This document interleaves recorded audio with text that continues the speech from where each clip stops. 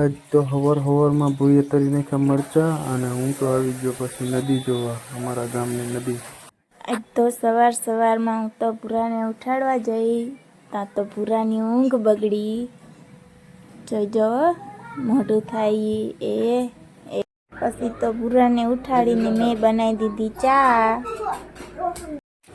ચા તો પી દીધી પણ એથી તો વધારે મરચાનો નશો આવ્યો. ઓહો, મરચા જોઈને જ કંઈક થાય, ખાઈ તો શું થાય. અને પછી તો બનાવ્યું પૂરીએ શાક.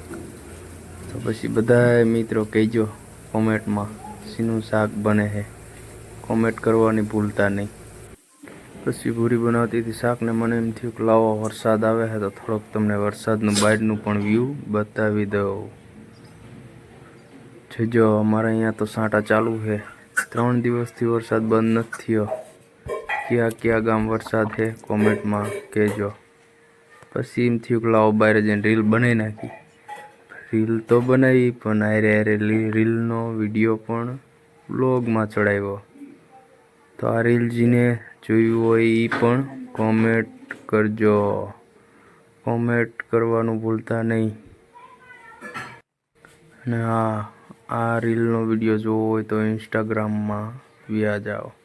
પછી એમ થયું કે લાવો દીઘડિયાની નદી દેખાડી જાય છે ને, બાકી બાકાજીકી નદી એક વખતમાં પડી ગયા હોય તો બહાર ન નીકળી ગઈ.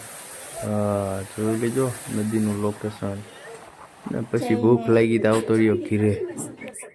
ચાલો ત્યારે ખાવા, હવે આપણે ભૂરાને આપી દઈશું ખાવા. ચાલો ત્યારે ખાવા તો આપું છું, પણ પૂરો મરચાં નહીં ખાઈ શકે એવું લાગે છે.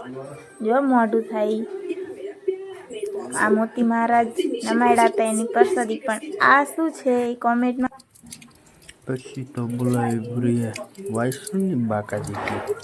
ઓહો, પણ પલટતી વાયસણની બાકાજી કી બોલાવે. પણ હા, તમે શેર અને ફોલો અને લાઈક કરવાનું ભૂલતા નહીં. મળી આગળના વ્લોગમાં.